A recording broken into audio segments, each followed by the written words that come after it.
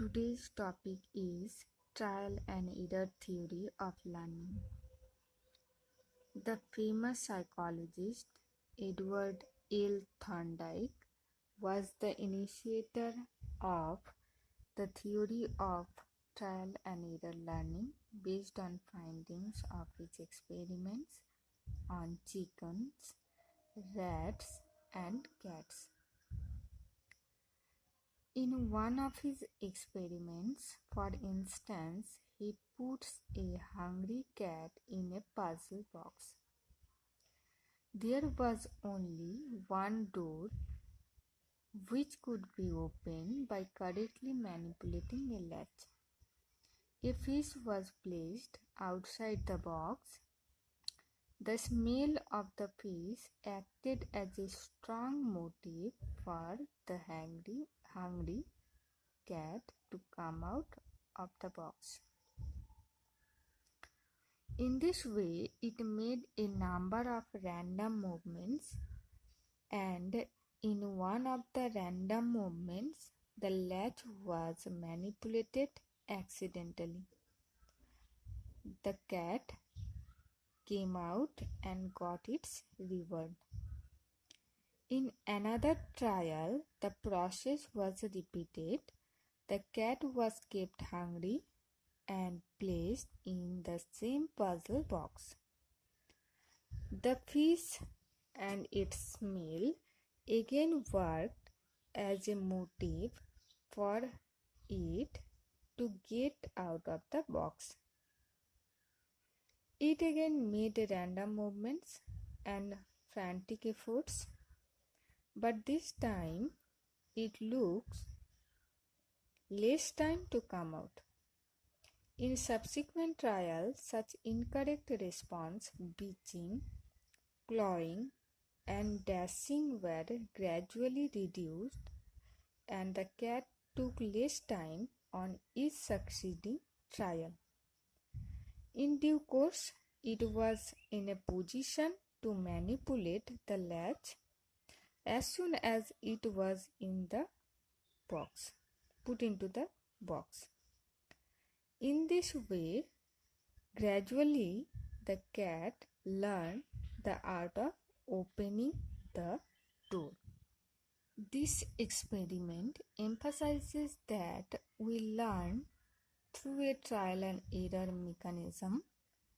In trying to learn a correct behavior, one tries hard in so many ways and may commit so many errors before striking upon a chance success. On subsequent trials, we may learn to avoid the mistakes, repeat the correct moves, and finally learn the proper way.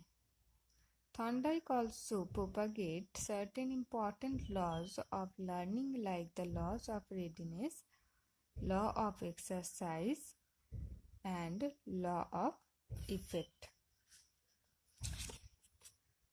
Thorndike propounded the following laws of learning on the basis of his theoretical notion about the learning process. The law of readiness.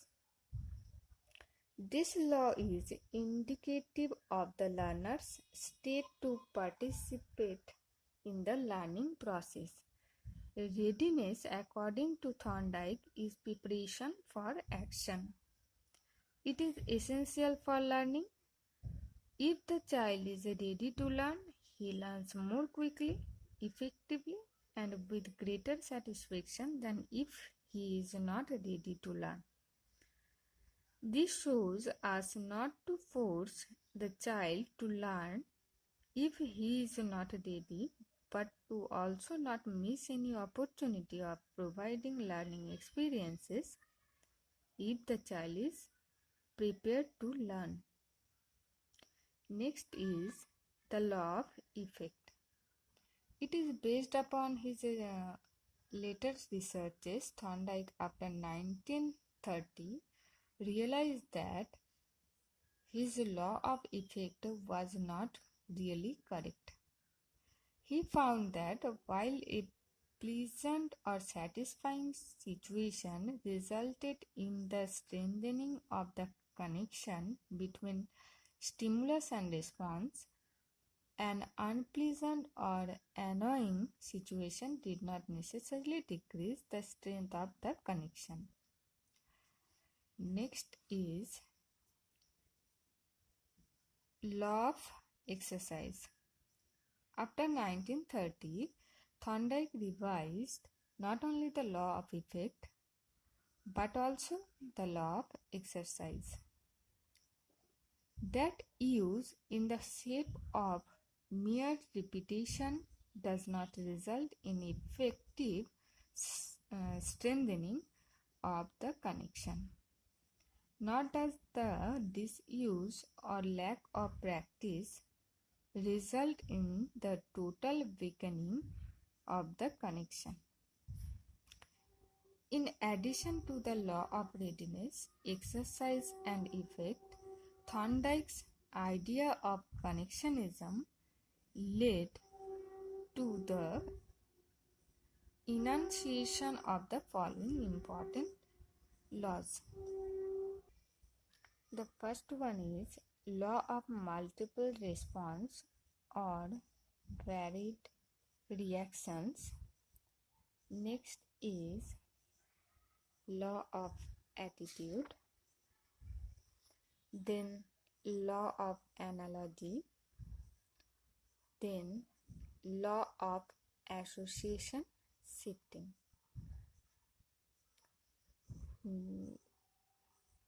Next, Thorndike's contribution in the field of learning. Thorndike's theory of trial and error learning and his laws of learning have been a significant contribution to the field of learning. It has made learning purposeful and goal-directed and has emphasized the importance of motivation. It has also given an impetus to drill and practice and highlighted the psychological importance of rewards and praise in the field of learning.